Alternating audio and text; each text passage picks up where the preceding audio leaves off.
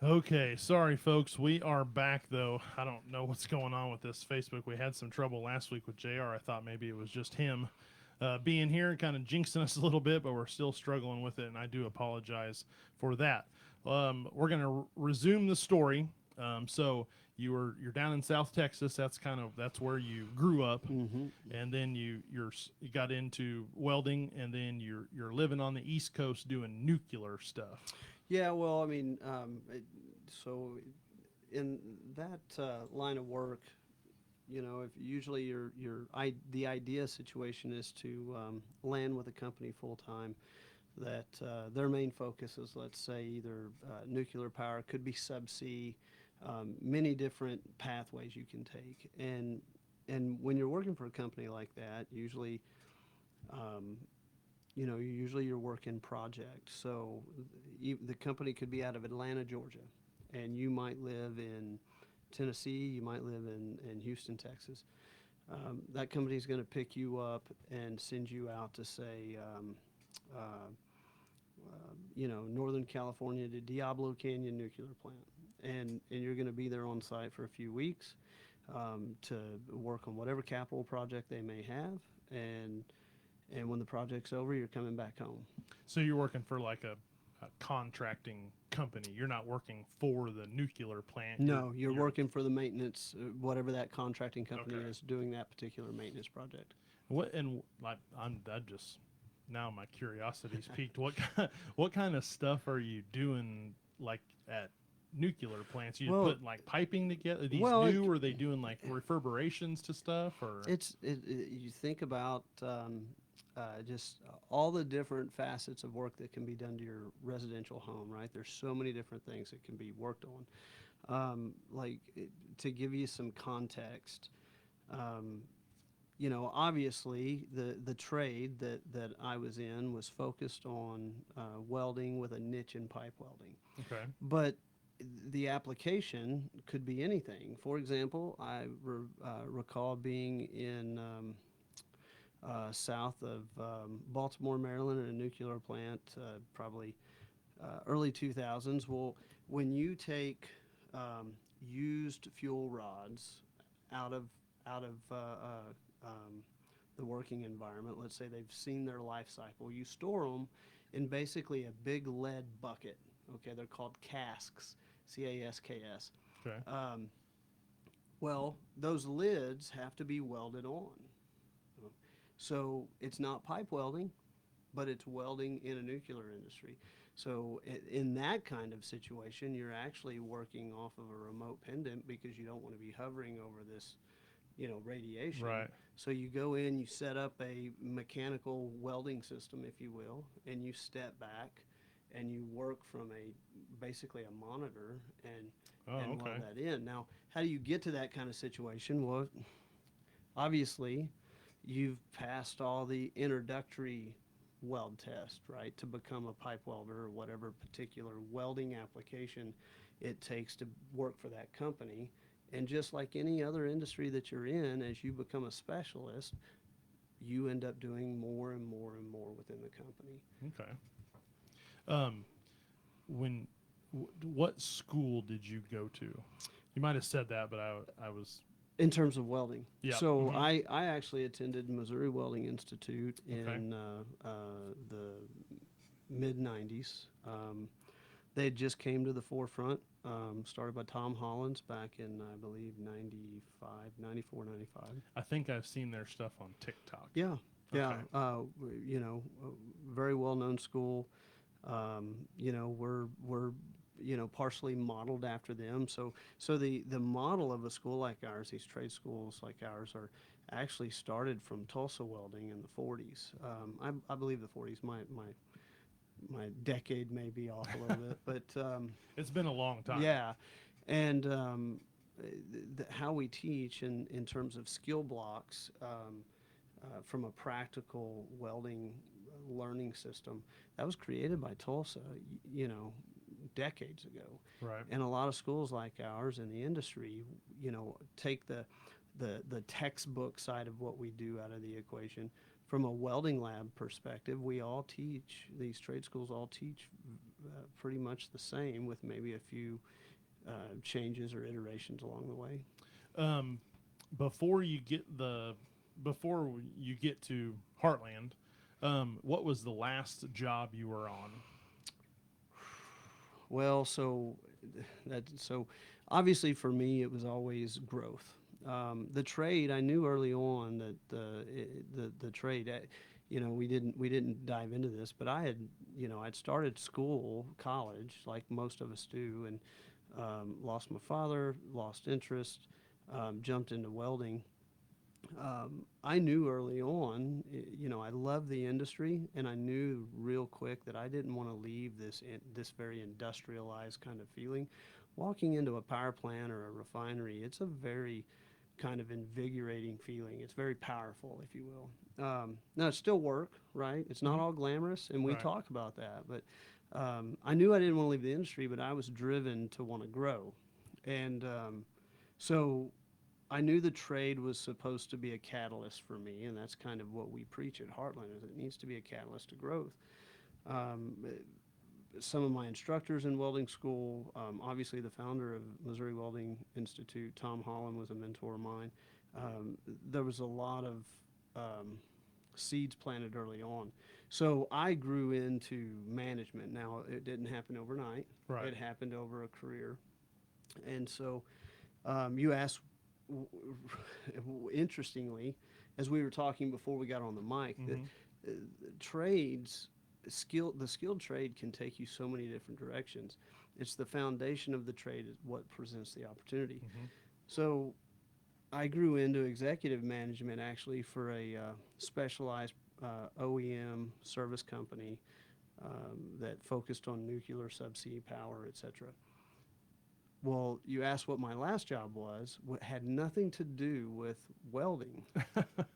So I was recruited away after 13 years of being with this program out of Sacramento, California, and it was actually to be the director of business development over the commercial industrial segments of Railworks. Okay. Railworks Corporation is one of the largest railroad construction firms in North America. Now, so the question should be, how do you translate welding to railroad? And that's the cool thing about this journey, whatever trade you choose to go into.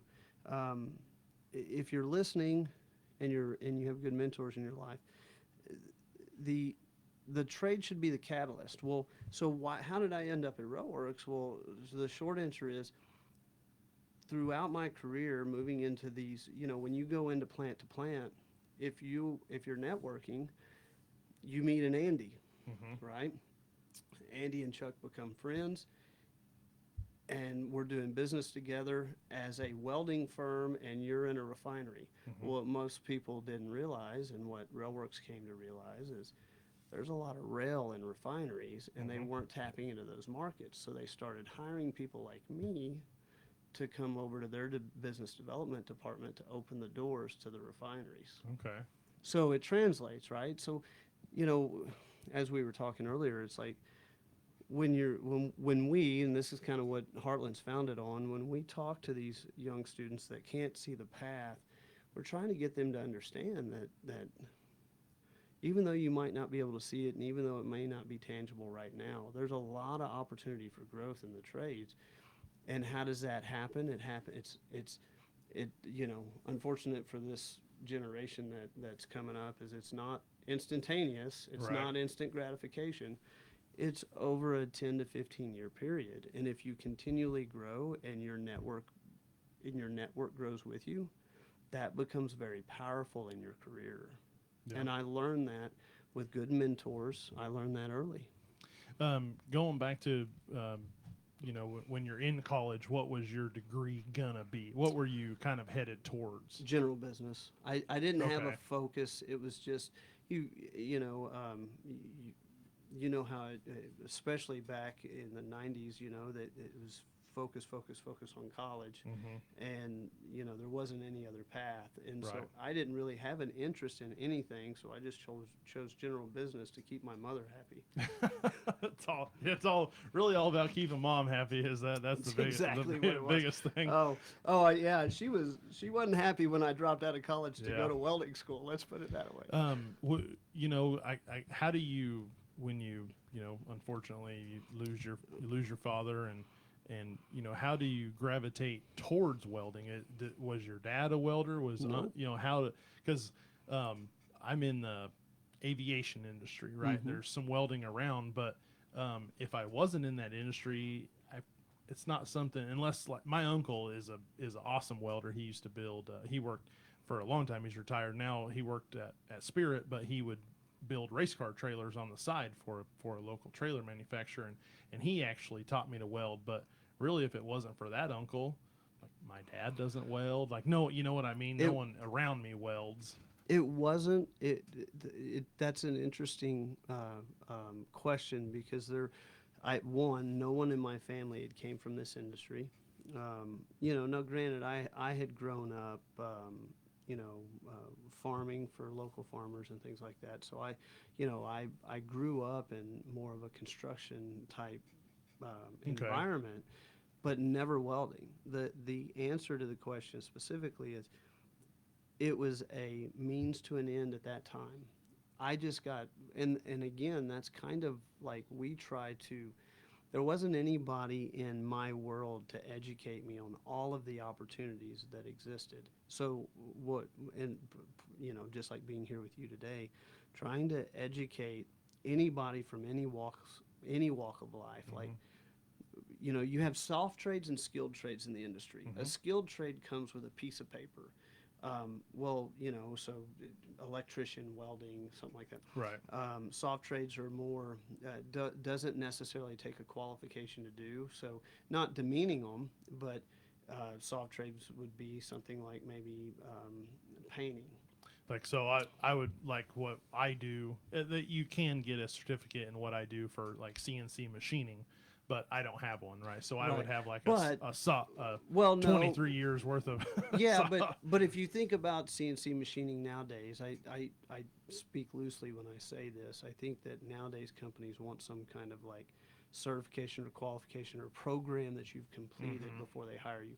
So when I say soft trades, think like scaffold building, or think painting, something that you wouldn't necessarily go to a facility and learn to do. You just learn Right. it on the fly. right on the job Yeah, stuff. on the job site. Well, so when you think about soft trades and skilled trades have a lot more branches on the tree for opportunity, because, you know, skilled trades, there has to be a quality program overseeing it. You know, soft trades have supervisors and skilled trades have supervisors, but typically a soft trade doesn't have some kind of quality program overseeing it. You know, usually you can go into other facets of the industry, say sales, education, anything like that. In a skilled trade, soft trades, again, no real school to go to school to be a industrial painter. Right. You know, so I got lucky by choosing a skilled trade, and it was a means to an end at the time. But we try to educate all of if we have someone come into our facility for a tour, the first thing that we tell them is, we're a proponent of all skilled trades. If you want to go into electrical, do it. And another skilled trade that most people don't really hear about, actually, one of the, they're a little bit more niche, but one of the highest paid trades out there is an elevator technician. Okay. Believe it or not. So if you pull up any kind of data, you'll see elevator technicians actually make some of the highest wages that are out there. But the opportunities aren't as great. Right. So you got to weigh that, right? But if someone comes in for a tour in our facility, that's the first thing we start talking about. It's like, look, a trade should be the catalyst to growth. And if you're choosing a skilled trade, whatever program you go to, I think you're starting on a really good foundation. So you're at the rail company. Yeah. Okay, and then is correct me if I'm wrong. I don't know if you have any partners in Heartland, or if you and your wife are the sole proprietors Well, I of would the. say that is my partner. Yeah. Okay. She's She's the boss. She's the boss. I was gonna say, let me rephrase that. She's the boss. Yep. So, you and your wife, uh, who has the idea? Okay, we're gonna leave this, and I'm gonna start this. It was so we had already started thinking about Heartland Welding Academy. It was me. And where are you living at the time? At the time, I think we were in Nashville, Tennessee. Okay. I think we lived just outside of Nashville, Tennessee at the time. We were there for about 9 years. I was before I moved, I was a regional manager over kind of a territory, but I was actually at the McCormick Place in Chicago at a trade show, sitting there having a sandwich, and I think it was around 2012, 13, something like that. And I was just like most great ideas happen. I was penciling something out on paper, um, and the inspiration came from just wanting to pay it forward. Like we've been sitting here talking about this. I drop out of college. I decide to go into welding. I had I was very fortunate to meet good mentors Mhm. to help me along this path. But it's been a it's been a trade that has been very rewarding to me and my family, and obviously given me opportunities to grow professionally. And I just decided one day, I said, man, nobody's talking enough about growth in this industry and the opportunities that that it can provide. And so I just started charting something down, drawing something out on a napkin, and went home after that conference was over and presented it to my wife, and I think she laughed at me. So, but yeah, it was we were there, and then of course my career moved us to back to Texas, where I'm from, and we've lived all over, but it was roughly around 2000 and I'd say probably 2016 that we decided that we wanted to pull the trigger on this. We'd had our one and only son, and we didn't want to. We were living in Houston, Texas. Didn't want to raise him in Houston. It's a big city, Mhm. and decided, decided it was time to move. And when we decided to pull the trigger to start the program, I wanted to get back to the Midwest. Now the logic was on that, Andy, was I'd worked up here in Nebraska Public Power District as a young pipe welder in many of their coal burning facilities and some of their nuclear facilities as a young pipe welder. And when you don't grow up around, when you don't have refineries sitting out your side door, you don't realize there are a couple of different things. You don't realize how much opportunity exists. Mhm.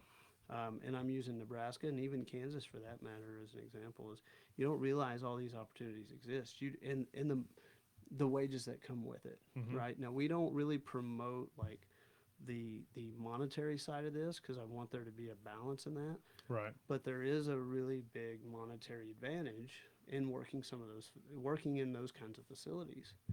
So we wanted to get back into the Midwest. If we're going to pay it forward, we wanted to try to tap into a demographic that was still really hungry to grow.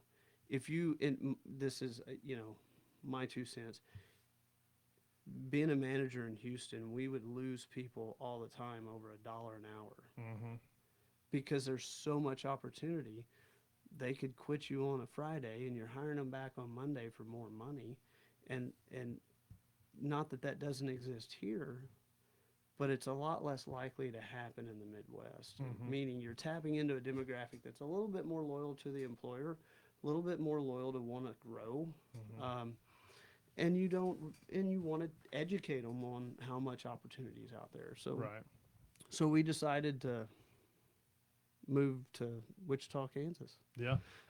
Yeah, like I always wonder how people get here. I know. You know. Everybody's like, "Well, why did you move here?" And I was like, you know, the first question is, well, do you have family here? No, we don't have a stitch of family in the state of Kansas except me, my wife, and my son. Yeah, your wife is from South Texas. No, she's actually from northeast Missouri.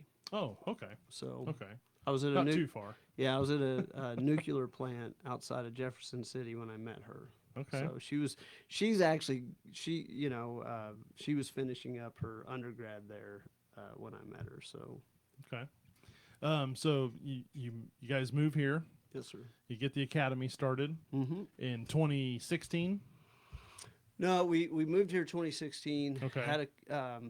Had about a year of trying to get things off the ground, just Okay. making sure, you know, you're writing curriculums, you're doing all these other things, plus working professionally. Um, it was 2018 when we opened the doors. Okay. And of course, 2 years later, it's like the worst thing Yeah. ever for what you guys You know- do. But talk about that first year. A lot of growing pains with the first year of any. I mean, Oh we, man. my dad and I are getting close to 20 years, and it's still growing pains. 20 years later, it happens. But the first year is always a little worse, and kind of talk about the first, maybe the first class that went through the academy. I remember sitting. Well, obviously, as soon as we moved to Wichita, I started networking, reaching out to folks, and I met this gentleman. We meet downtown Wichita for coffee, and he was, recently had sold a business, and he was, and his relationship was going to help me engage in some of the local banking markets and infrastructure. And I'll never forget, we're sitting there having a coffee, and he goes, "I've got, mind you just sold a business," and he goes, "I got one question for you about starting this new business." And I said, "What's that, sir?" And he said, "What are you thinking?" And anybody that's opened a business understands that first couple of years is hard. Yeah, yeah. I don't want to take away from your story, but Oh, no. my dad and I started a business, and we moved into a building that was half occupied by by another business, and of course we had the one side, and so he goes over there after we sign the whole deal, and we're going to get the keys because the one half of the building, that's the building owner, Mm-hmm. and he goes over there, and the guy said, "What are you guys going to do?" And, "Oh, we're going to start a CNC machining company." And the guy goes, "What do you want to do that for?" That's My exactly. dad was like, "Oh my god, I don't want." That's great inspiration. Yeah, Isn't it? this is starting off real good, and then here we are almost, we're 18 years later. That wasn't a terrible decision. I mean, sometimes you got to rethink it, but it wasn't a bad deal. But yeah, there's I always like to, JR, of course, I don't know if you've met him just yet, but, here at the Speedway, but a wealth of knowledge. They've had their hands in quite a few businesses, and I always bounce stuff off of him. And if he kind of gives you I don't know, look, you're like, okay, Maybe we let me should rethink that one. That one didn't catch him quite good enough. Let me rethink this. Yeah. You've got to have a lot of good people around you. You mentioned that first year that we were blessed, obviously, blessed with having good people come into our life, like Brandon Simoneau's our lead instructor. He's been with us since day one. You God puts people like that in your life for a reason, and he's been a trooper. He eats, sleep, drinks. Heartland. He's got the right passion for what our mission is. So you can look at all the hard times of that first year, but you got to count the blessings too. Yeah, we started out, man, in the building we had leased was rough. I think the hardest part, like, none of us are afraid of work, but the hardest part is transitioning. You've got this, executive position, and on the weekends you're grinding it out, trying to remodel a building like you're eating from ramen noodles and stuff. So it was a little bit of a balancing act, but we started out with 4 booths, and it intended to be kind of a pilot program to make sure we were on the right track. I've always believed in crawl before you walk, walk before you run. So it was our goal originally, from day one to become accredited. Accreditation leads you to be, accreditation kind of legitimizes you. So we're accredited just like a college. So we knew that those were big milestones that we needed to focus on. So we weren't as gung ho to grow the school. Right. We wanted to make sure that we crawled before we walked, walked before we ran. So we hit all the milestones. But I want to go back to that first year, and you mentioned COVID, and we were talking about this before we got started. Which is powerful if you can eat your pride in a situation like this. The other thing that I love about the trade, and this is what we were talking about on from a private standpoint, is if something ever goes south in your life, you can always provide for your family. And I'd always known that, but 2019 comes around. There's a big shift and change in the company I'm working for. And, I got my severance package. And we've just started a school. And it's like, okay, well, you do a lot of praying. We're faith followers. So you do a lot of praying. And one day I woke up and I just said, one thing I can do is I can go weld. Now, mind you, I hadn't physically welded in about 15 years. So Yeah. it was, it was really hard to eat the pride, but when you have a family to support and you're trying to do all the right things, it's humbling. Okay.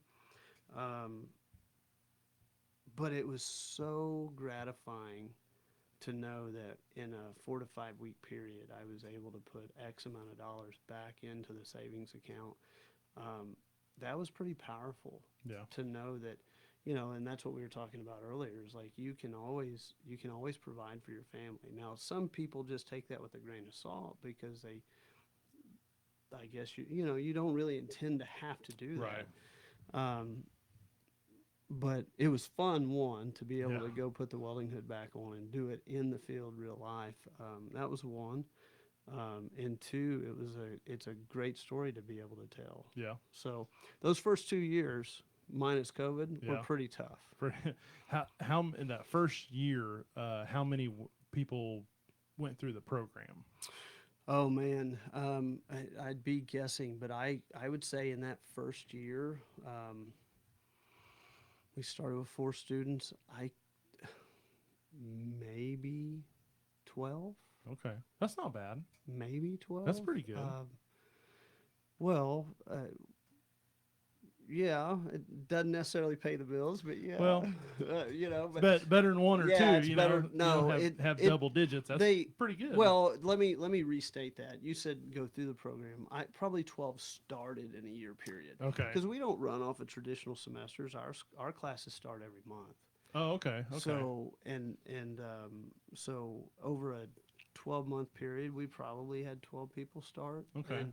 And but back to back to the whole focus, crawl before you walk. It was about as long as we could pay our instructors, who were part-time at that time, and cover the majority of the bills. The intention was is our professional income would help supplement everything Right. else. Yeah, some people, they just dive right in and just quit, but some people, they keep working the 40-hour week just to make sure that they don't have to really have to eat ramen Right. all the Right. time. Yeah. So of course you guys obviously survived through COVID. That was a rough time For everybody. Yeah. Was in the same boat with a manufacturing company, and it was tough times, and it was rough, and there was some really sleepless nights, and some, and you think, because my dad and I started in 2007, so you think, okay, we're 13 years in, we're pretty safe, but there was some sleepless nights, some big fights, and actually my dad and I didn't survive that deal. We had a big falling out at the end of 20, and I don't want to way down your story with that, but you know, it was rough. So when you, of Yeah. course, when you just start 2 years before, it had to get pretty slim. Yeah, yeah, it did. And but you know, again, like when little things, when one door would close, another one would open, and you know, again, I don't want to go too far down this path, but if you're a faithful kind of person, you step back and you go, okay, there's something bigger here trying to tell me something. And so it would be interesting, like you take COVID, for example. Um, we were already operating on a shoestring budget in those early years. Um, we had a group of students that started right before COVID hit, and they agreed to work through what we could on the program Hmm. virtually. Okay. They didn't have to do that. And we had virtual sessions, if you would, through our text. Hmm. And as soon as we were able, we were considered essential, and we were Hmm. small enough that we could, what was it? If you were under 10 people and could, our Yeah, I can't remember all then the we have stipulations. 6 foot well booths. Yeah, So so that worked out. played it. So so it those kind of things just started to kind of come to the surface, and again, like any big project, you just take it one bite at a time. Hmm. Um, so let's talk about the curriculum. Let's talk Okay. about the what people, someone listening, they think, okay, I want to get out of this job I'm looking for. I want to buy my wife a new car. I want to provide better, maybe, well, I like to work with my hands. I'm a blue collar worker, maybe welding. Let's talk a little bit, because I know that there's two programs. hmm You have a 12-month and a 24-month. Stop me if I'm wrong. 12-week and 24-week. 12-week and 24-week. Yes, Okay, sir. saw that wrong. Yeah. So 12-week, 24-week. Talk about the difference in the two programs, and then talk about some of the curriculum. Okay. So the programs, kind of bringing in accreditation and the Department of Education. So and my numbers may be a little bit stretched here, because I don't do this live every day. So, but a college academic year is 900 clock hours, and it might be 900 and some change, but let's just say 900 hours, clock hours. Our program is our longest program is 720. Now the difference is that 900 academic year, we're doing 720 every single day for 6 months. So what you're trying to do is you're basically trying to create a work-like environment. Mm-hmm. Um, you know, not every student that comes in our doors has ever been, didn't grow up in the country throwing hay bales around, so to speak. So our longest program, 24 weeks, is you're basically in class for X amount of our class time isn't every single day, but essentially we're trying to spend the bulk of that 6 hours a day, 5 days a week, under the welding hood as much as possible, because we're focusing heavily on the practical side of welding. We want you to be fundamentally sound when you go into the industry and be able to perform, okay? Because that's what welding is. They're Right. hiring you for your skill. Mm-hmm. Um, and so there's a couple of things coming out of that, Andy, is like we want you to be under the welding hood for 6 months, 6 hours a day, 5 days a week, so that when you go to the employer, you know exactly what you're stepping into. Mm-hmm. The other side of that is, because of how the curriculum's set up intentionally, is we also don't want to waste anybody's time, Right. meaning the students. You think about when you sign up to go to college, um, you've only got a couple of weeks before you can drop out and have any money come back to you, Right. right? There's a point where they basically get all your money. Mm-hmm. And I, again, might be vague on that, but our program's designed, we want you usually within the first 2 weeks of being under a welding hood, you're getting first day, you're getting, you're seeing what sparks are. Right. You're right into the environment on your first day in class. What is that doing? It's letting you know right away if I'm going to be wasting my money or not. Right. Maybe this industry's not for me. Now, obviously, we want to educate and get people to understand that, whatever we choose to do in life, there's going to be hard work, and Right. we're not going to like every bit of it. But so the point in all of that is our 6-month program is designed to try to really encapsulate a day in the life of a welder. Now our 12-week program, that was our 6-month, 24-week, our 12-week program, same kind of day-to-day activity, right? It's still designed to let you know what the atmosphere is supposed to be like. The the the difference in the two programs is, and one of the things we didn't mention is, so Heartland Welding Academy is the only pipe welding school in the state of Kansas. There we go. All right. That's what I'm talking about. Our core focus is pipe welding, and pipe welding creates an innate, because of the difficulty in going through these weld processes into pipe welding.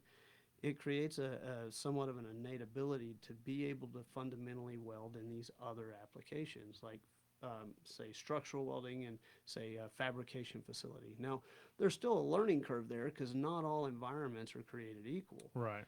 But our focus in our 24-week program is pipe welding. And the intention is that gives the student the ability to leave our program, go into the local market, but also if they want to go, as we were talking earlier, and chase the dream through nuclear power, or go up and apply at Nebraska Public Power District, wherever, they have that ability as well. Right.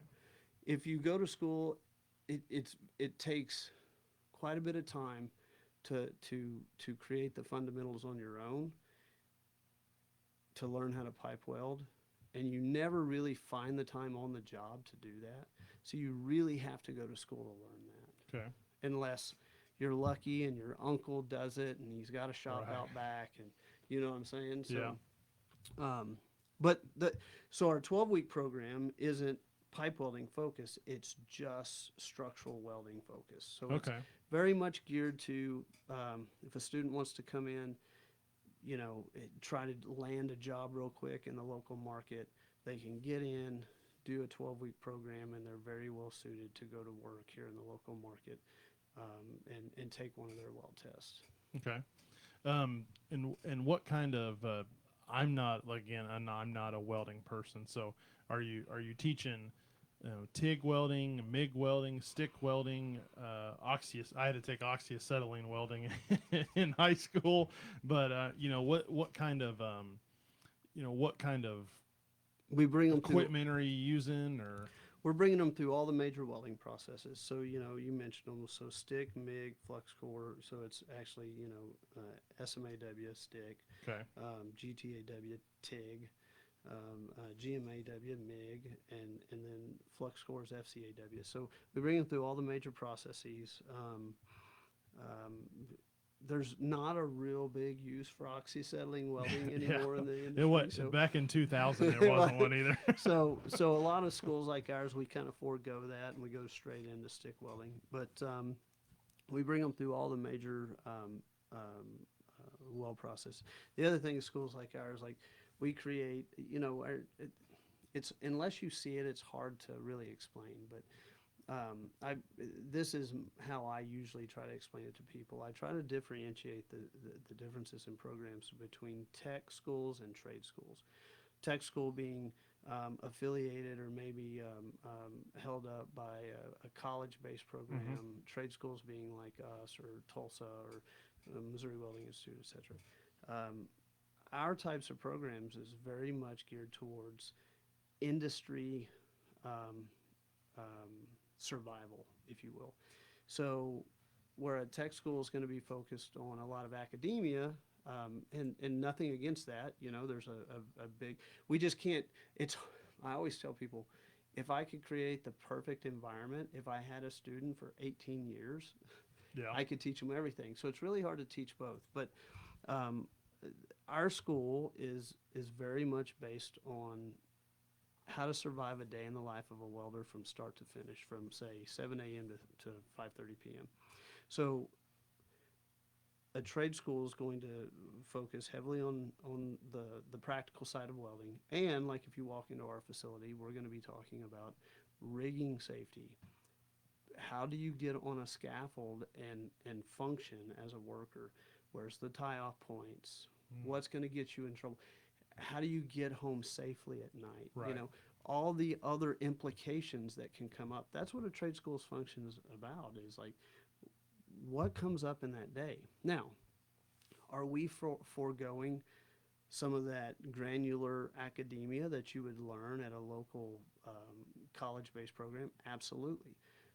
But on the flip side, it's hard for them to bring the industry in-house and recreate that. And Right. so like we have a practical lab. So what's that practical lab? It's piping, it's so that we can go out and physically put our hands on something and it feel like you're in the working environment. Okay. Lockout, tag out. What is that? How do you operate? How do you function through that from start to finish? Why is that important? Well, some programs might say, well, why do you care to teach that? Well, the last thing you want is for a student to go out into an operational facility and watch a 20-minute safety video to go to work and then do something unsafe that causes them to be maimed for the rest of their life. Right. So we want to work through that like we're doing that on a job. So a trade school like ours, we have practical learning in that scenario as well. That's how we teach. Things you're gonna see when you Things you're when you gonna see. go to a job. Talk a little bit about so we get through the 24 weeks. Do you have I don't really want to call it like a headhunter or contract services, or do you have some sort of like a feed line? You get done with Yeah. this 24-week system, and here's kind of some opportunities. Well, yes. The first thing is like any accredited school cannot guarantee employment. Right. All right. So, but I tell everybody like if the student puts in 100%, we're going to put in 125. Okay. So what does that mean? So there's a cycle, a process in how we do this, but um, as we walk through, we do a professional development series, and that's teaching them everything from how to present themselves to how to network, all the, what LinkedIn's for, all of these things. But we also teach them, if they don't already have one, we teach them how to write a resume. Well, at that point, when we get to, and again, it's a timeline scenario, at a certain time in the program, we want them to start taking the initiative to apply. Mm-hmm. If they put in 100%, we're going to put in 125. So we will parallel them in like opportunities. Now, there's other things that we do in house to help bolster that recruiting initiative, if you will, so that the students have opportunities. But by and large, and I think this is probably with any school around here, if you're in a skilled trade right now, you've got multiple, and you have self-initiative and work ethic, you've got multiple jobs to choose from by the time you get to the end of that segment. The market's ripe, and yeah, I mean, it's hit and miss sometimes, but at the end of the day, at the very end of the day, if you've got work ethic and you can show up on time and do all of the simple things right, Mm-hmm. you should have multiple job offers before you leave any skilled trade training program, whether it's ours or anybody else's. Staff. You mentioned your kind of solid first instructor. How are we looking for instructors now? Oh, we're obviously, I told you my father passed. He was ex-military. We're very fond of military, so we really uh, um, invest ourselves in that. The we're still a small school. Mm-hmm. We don't plan to be anything really bigger than what we are now, to be honest. But we want to keep it small. But we have um, recruiters on staff, admin. Obviously, you met Lexi. Mm-hmm. marketing, financial aid, instruction, part-time instruction, and that's where it come back to the military. I think, um, you know, 3 of our employees are ex-military, and actually former students of ours. Nice. So, yeah, we're really proud of that. Let's say someone is interested. They want to get in, get into a trade. They just can't quite quit the job they have. Or is there a nighttime offering for stuff? For some people, they just can't quite quit the job they got just yet to go to school. Well, so that's always a big question. To answer your question, yes, we have 2 shifts. We have a day shift and a night shift. We get the question all the time: can we come part time? We do not have part time, and some of that is because of accreditation. It's very hard to change your program once you're accredited. There's a process to go through, Right. and you have to abide by what you're accredited to. But secondly, I'm a firm believer that look, we've got 2 programs, and they're based around the average working hours. If it doesn't fit the schedule you have now, then which is totally fine. Maybe you're not fully invested and ready to go to school. But we have our program. Our day shift runs from 9 a.m. to 3:30, or 9 a.m. to 3 p.m., and our night shift runs from 4 p.m. to 10 p.m. Okay. So if someone just couldn't give up the job they have right now, they could definitely do a night They've got there's options. option Yeah, to do something. and the other thing I'd say about that is, because we get this a lot, is right now, if you're a good employee, a lot of employers, like we have some people that, maybe they don't get off work until 4, and night shift starts at 4. If you're a good employee, I tell everybody that might be listening, if you're a good employee, talk to your employer. It's a whole lot harder for them to replace you than to let you out 30 minutes earlier. Mm-hmm. Yeah, trust me, 100%. Yeah, yeah. 100% And if you're on wanting to that. better yourself, a good employer is going to see that as a win. So. Yeah. You talked about you had some employees that were students. Mhm. Did those team members, did they go away for a little bit and then come back, or did some of Yep. them kind of stay right after? Like the employees on the instruction side are either still currently working and work for us part-time, or went out and traveled and came back, and now they're working for us full-time. But it's kind of interesting. We have a really, we're a very family-oriented program, in the sense that all of our students that leave us, they graduate, they leave, they go to work, what have you. The unique thing about Heartland is they have the ability to come back to us for free. So what does that mean? We call it practice time, brush up time. So if a student, let's say a student comes out and he goes to work for you in your machine shop as a welder doing something, and then you get a job that he needs to take a weld test for some potential application that you're trying to bid out. Well, that student has the ability to come back and work with our instructors for a few days on our dime, so that they can brush up. Now, why do we do that? Because one, our success is their success. Mm-hmm.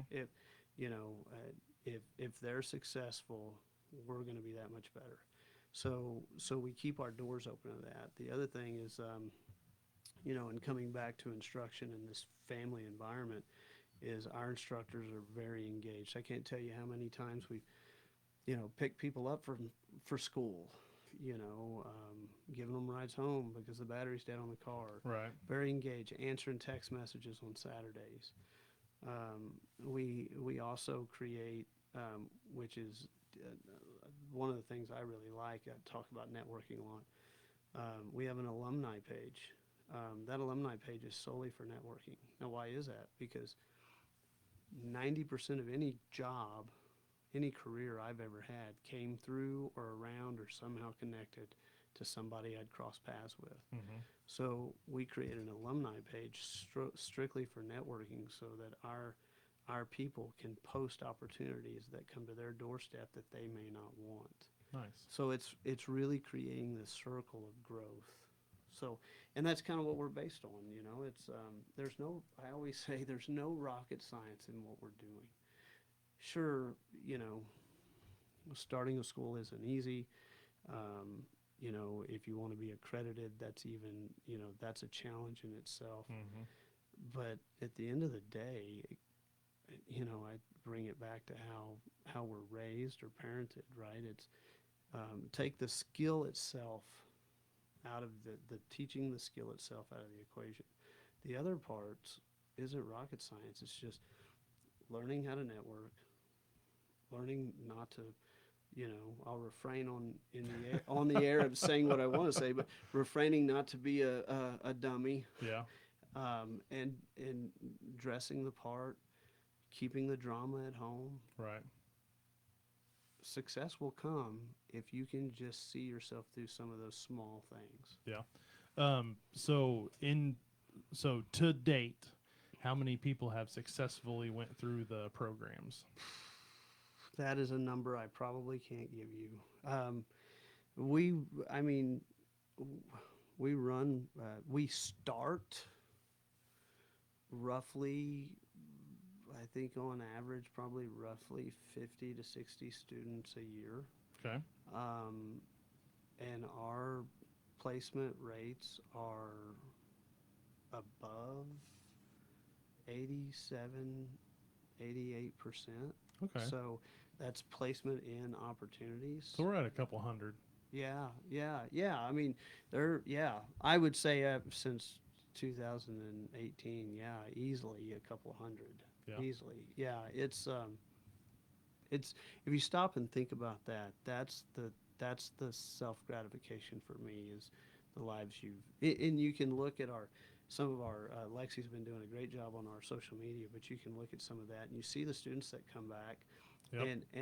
and want to tell their story. We have students, I wish we could get them all on camera. We have students come back all the time. I would say probably 70% of our demographics stay local, but the other 30% travel. Yeah. You got Lexi had a post beginning of the month. Someone came back just to get a brush up on some pipe Mm-hmm. welding stuff. You know, past student, Nick, you said, to Mm-hmm. come back and maybe they needed to take a test or something like We that. had somebody in today.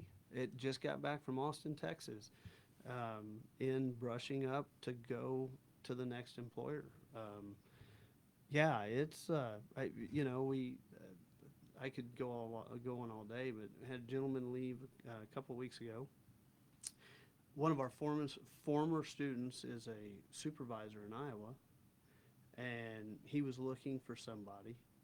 And now he employs not only this young man that left a few weeks ago, a young man that had finished a couple of years ago from his hometown. So there's 3 or 4 of them up there working for one of our former students. That's awesome. Yeah, it's really crazy to see how this circle starts to come to life after about, what we're going, I think we're 7 years in now. Yeah. And we're someone's interested. Typically, price is going to be a thing.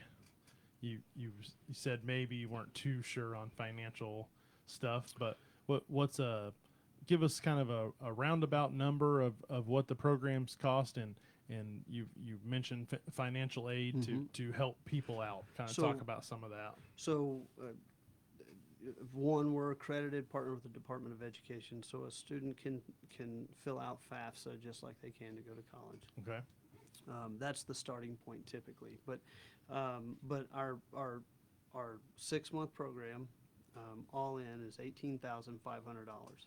Now, that's taking them from soup to nuts to, on the back end, coming out with all the understanding and ability of weld processes, multiple different metals, in terms of weld qualifications under their belt as a pipe welder. So that's opening up a whole breadth of opportunity to go see the world, if you will.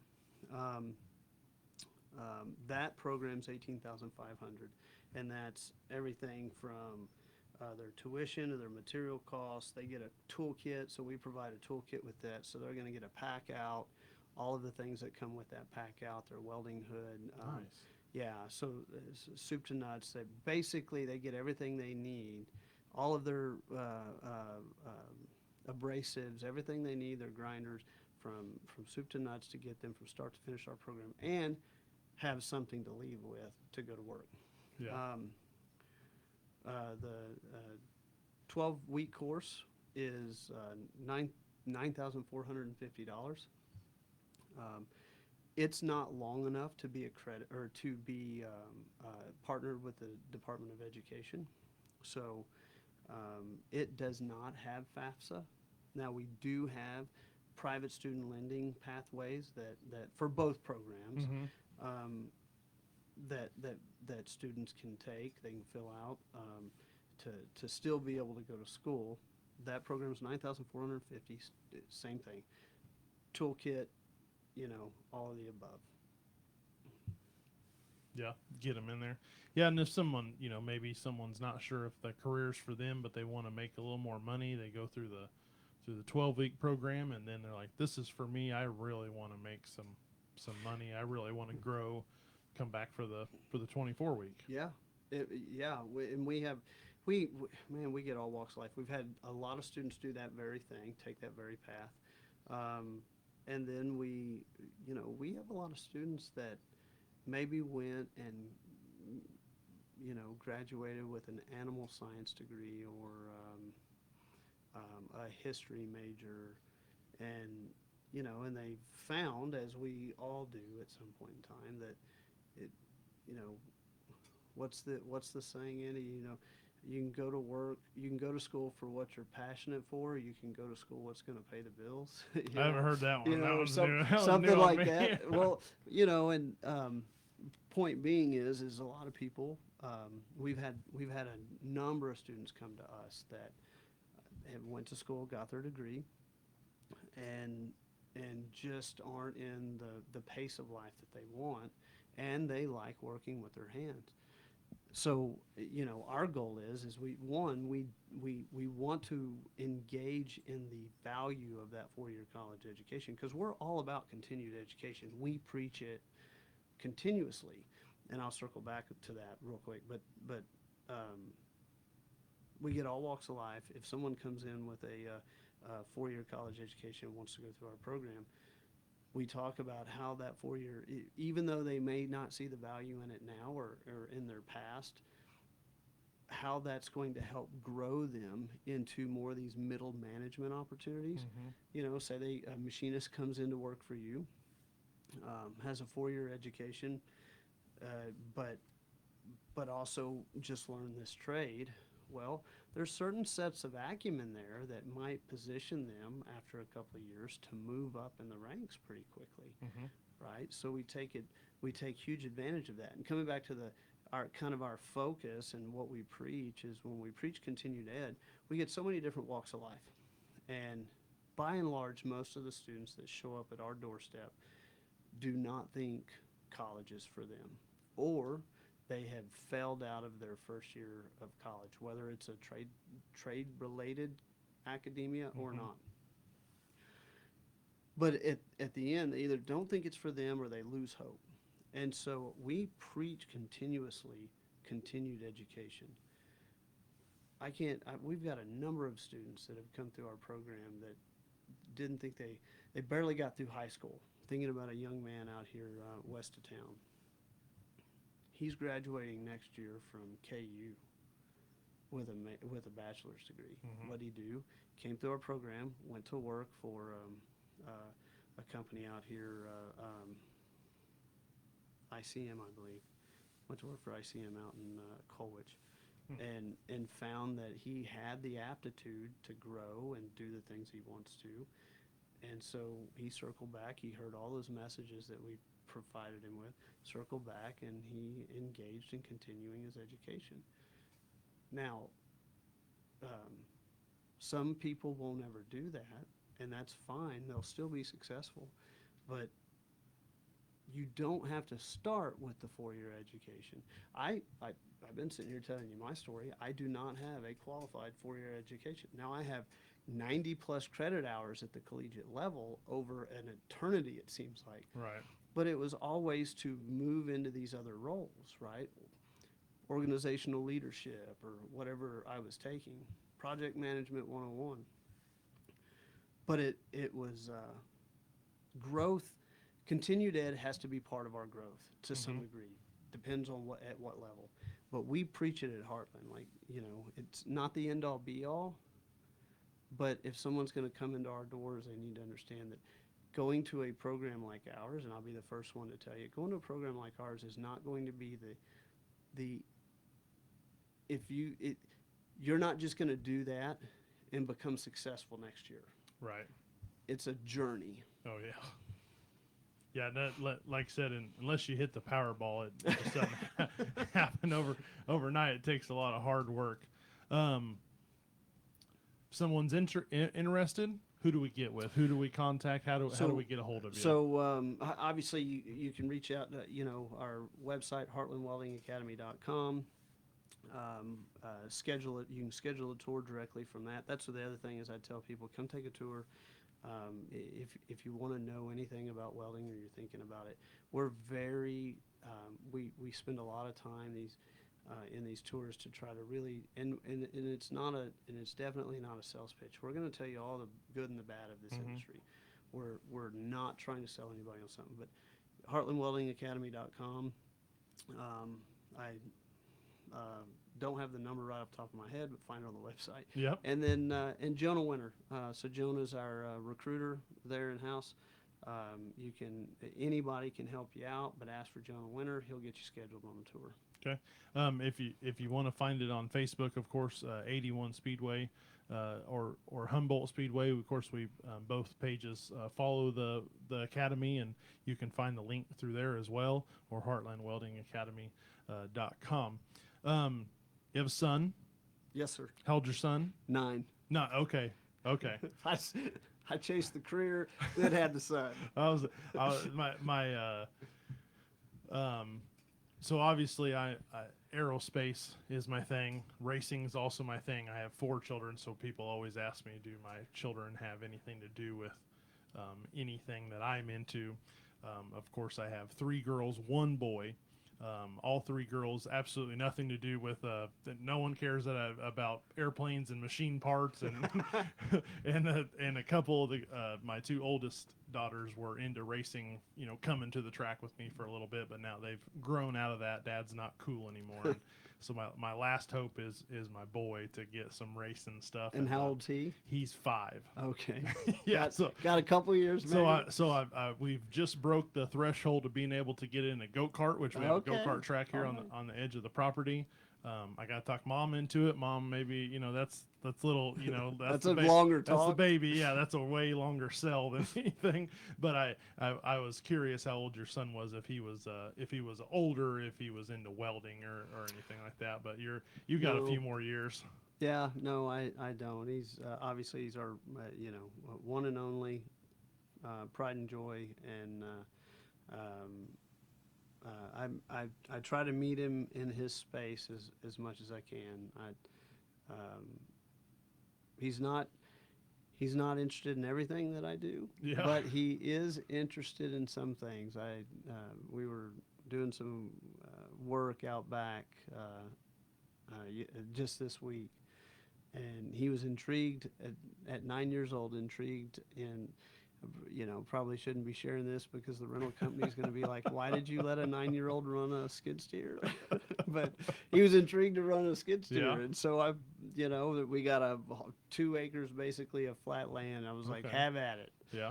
And so not really into the race cars yet, but he is into the skid steers. That's okay. Yeah, we'll take that one. As far as you go for welding, you know, you kind of got out of welding, got into some management, went back to welding. You know, when was the last time you welded anything, or you know? I weld often. You know, more of from a hobby standpoint. For the first, you know, 5 years of this business, I was one of the full-time instructors, Okay. plus, and on the operational side. But I don't instruct anymore. I stay engaged, but on a weekly basis, it seems like I'm under a hood, and um, usually the projects. Yeah. I, I, the last thing I need is more projects, but I create them for myself. But no, everything, just in the last month, everything from MIG welding to aluminum TIG to, whatever my brain wants to work on. Yeah. Um, anything you kind of mentioned don't really want to grow too much, but sometimes that just kind of organically happens. And of course, as the industry, everything changes, everything's evolving and growing and Mhm. different techniques and people always have a different machine coming out. And what kind of equipment do you guys operate? Well, so we stick with the basics. So because of when you think about welding in its infancy, you still have the core processes. SMAW, GTAW, FCAW, GMAW. Now, in those core processes, there's new technology where maybe you have some modified arc in MIG, or you've got a plethora of new technologies in TIG. The way, because of how we focus on as a trade school, and that again is the difference between us and maybe a tech, is we don't get too deep in, because welding is a maze. I mean, we haven't even got to the different gases and Right. all of these things that welding can take you. But at the end of the day, those core welding processes are what you have to master.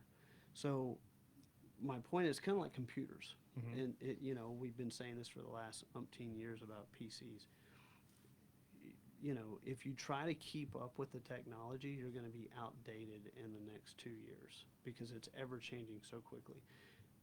And fundamentally, I go by the old theory is stay in your box, stay in Hmm. your lane. And as long as we stay to those core focuses, now, yes, we have some small discussions on the perimeters about what gases change what and things like that. But those four main core welding processes will not change. So because of that, we have you know Miller MIG systems. We run Miller wire feed systems. Hmm. So we run hardwire and flux core. Okay. We run Lincoln 276 inverters in all of our booths. So we're DC TIG stick. Hmm. Um, and and if you stick to that core, and this is again probably the old school way of thinking to sometimes, but you it's very, very far and few between if you go work in a power plant that you're going to see all of this secondary and tertiary path to welding, like different gases and modified square wave and all of these other welding processes that you can get down into. Now, the custom fabrication that's happening that might end up in the nuclear plant Hmm. or might have that, but you're very, very, 1,001 you're ever going to see that in a running operating plant, because at the end of the day, no different than think about, and again, I'm keeping it core, but you're not going to see that out there on a pipeline. Right. I got you. So you're keeping it, uh, in a sense, keeping it real with what you are going, because you guys are, like you said, the only in Kansas for Mm-hmm. pipeline. So you don't want to give them stuff that you're never ever going to see, because that's really not helpful to the student or the team members. Well, you start stretching yourself. What happens is in my opinion, you start stretching yourself so thin that the fundamental aspect of learning the welding trade starts to get diluted. If you stay to those core fundamentals, And like I said, you can teach students what these other things are, but you've still got to train them to be essentially a journeyman welder by the end of this program. And if you're spending too much time trying to teach them all of, because you get into TIG where you're modifying your arc, there's a lot of buttons you're pushing on the machine. Mm. Well, that in itself, and not every student's created equal, that in itself becomes a maze. And then you've got, say you're trying to teach 12 students that, then you got 2 students that are like, I just don't understand. Well, now that's Right. pulling you away from teaching them how to weld. Right. So coming back to, if you're wanting to, make comparisons, like coming back to us, and again, I kind of look at these other trade schools that are like us. We stick to those fundamentals because we work, at the end of the day, we work to code of construction. That's how programs like ours work. We want them to be fundamentally sound, to be able to go out and work to code of construction. If they can get employed by that company, and that company wants to improve upon their ability to go down these other paths, then they'll get that OJT. Okay. Make sense? Yeah. We're about an hour and 10 minutes in. I don't want to keep you all night. But last thing, because people, I'm always curious, the coolest thing that you've ever done. So like, what's the most unique thing you've ever welded? Sometimes you're, like machining parts. I can make 1,000 little clips. That's not really cool, but if we're going to machine a sink, or we're going to machine some Department of Defense parts, that's where you sit back and go, okay, that was a pretty good day. Well, first of all, I always tell people that I wasn't the best welder in the group of people that we ran with. So I never saw myself personally as being, a perfectionist. And I'm also not, there's so many people when it comes to welding, like, and I get this question, there's so many people that whatever their trade is, they really geek out on it, right? Mm-hmm. They can tell you all the details. I'm Right. not that guy. And the reason why is because I was the guy that saw the trade as opportunity and where I could grow. So I didn't spend a lot of time like trying to know the finite stuff. I spent a lot of my time learning the business end of things and the importance of networking and learning the overall entities of power plants, how they function. Mm-hmm. Welding was just what got me there. Yeah. Okay. So I say that to say that the coolest thing that I've done wasn't even welding. We were doing what's called field machining. Have you ever heard the term field machining? No. So it's essentially, you think about all the components that could be, I'm going to bring it to a power plant, but put it in any application, aviation. Say there's a component on an airplane, but you can't take it off. You've got to be able to take something to it to fix it, right? Okay. Well, that's what in this particular world, welding related, we have what's called field machining, meaning we might have to machine something out perfectly because we're going to put it back in with a welding application, and that welding application is going to be automated, mechanical. Okay. Well, so the coolest thing that comes to mind, I mentioned that cask welding, but actually Arkansas Nuclear One down in Russellville, Arkansas.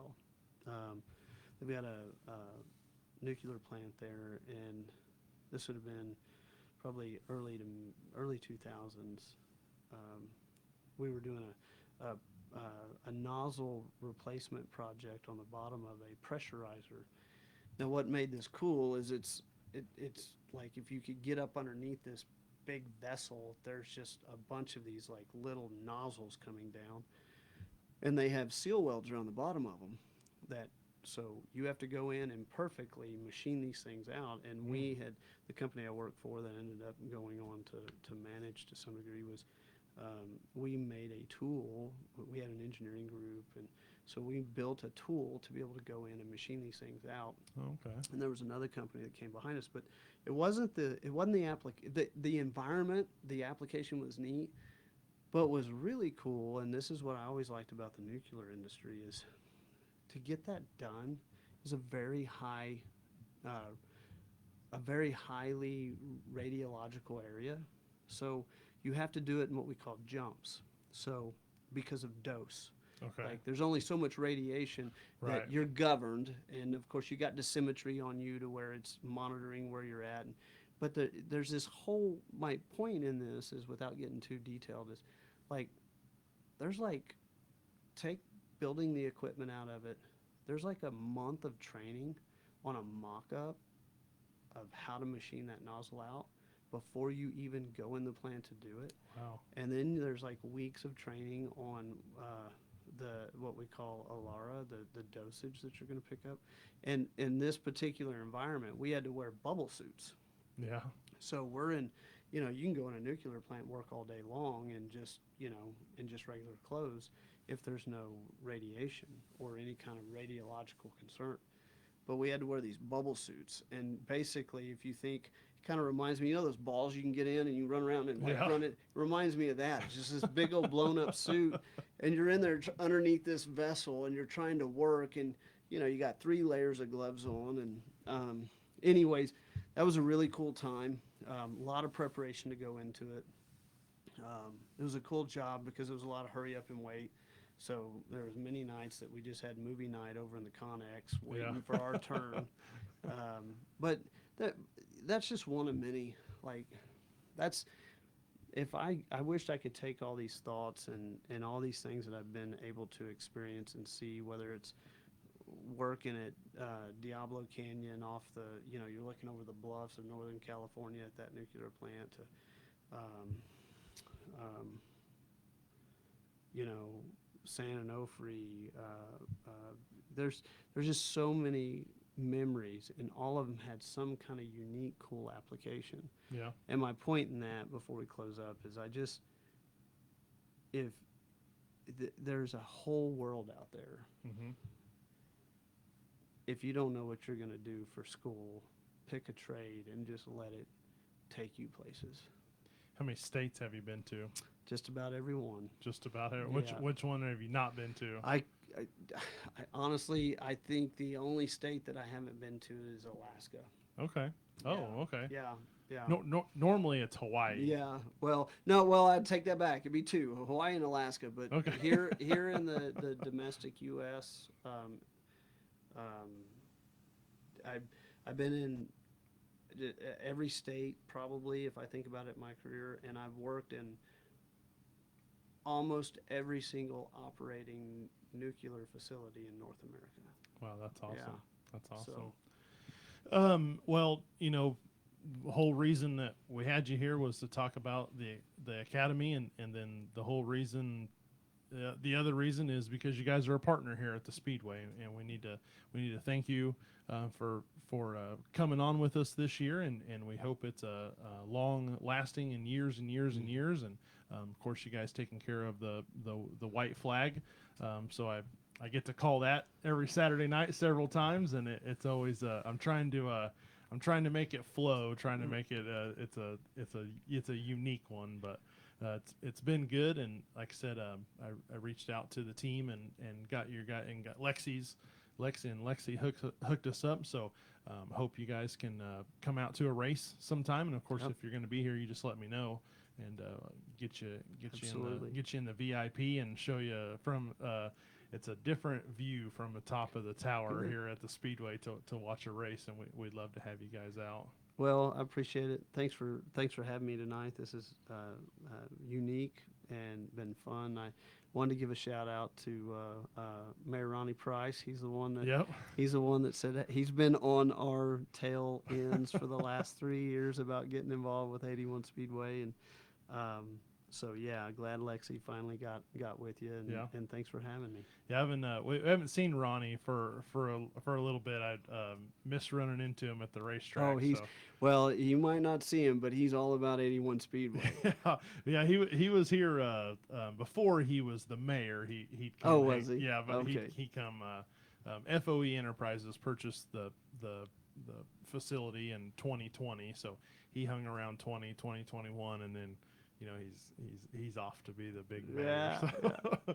so hopefully we get to see him soon. Every once in a while I'll catch him on a news thing or something. And Yeah. and of course him and JR are great friends. And He's good people. I always Good people. send JR a little text. Saw your buddy on the news.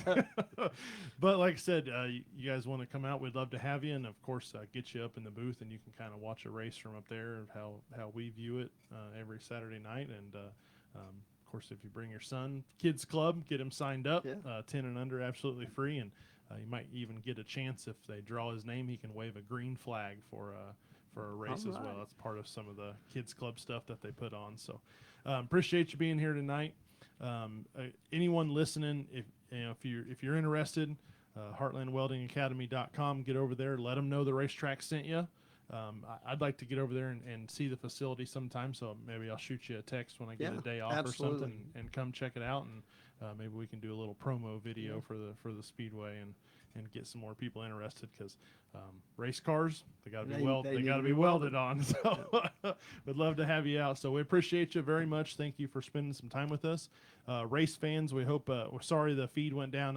I got to get this figured out, and I really apologize. You guys know that I absolutely hate when a broadcast doesn't go to plan. So I'm going to get this deal figured out with Facebook and the Wi-Fi or whatever is going on. Maybe it's my computer. Maybe I need to get a new one. We'll have to see. But looking forward to seeing everyone Friday night at Humboldt, Saturday at 81 for Father's Day, and don't forget about the Shields giveaway here at 81 Speedway on Saturday. It's kids night Friday night over at the Hummer. Looking forward to seeing all the kids down on the front stretch getting some autographs. And again, if you have a late model, if you have a sprint car and you want to be part of kids night over at Humboldt Speedway, please contact GM John Allen, and he can get you all the information you need to know. We'd love to have you over there, because the more cars we get on the track, the more kids we get out, and that's how we keep growing the sport. So that's going to do it for us here at Above the Cushion. Don't forget, next Thursday night we'll be back with another episode as we continue on down the race season. Friday night we'll see you over at Humboldt. Saturday we'll see you at 81. Good night. God bless. We'll see you at the races.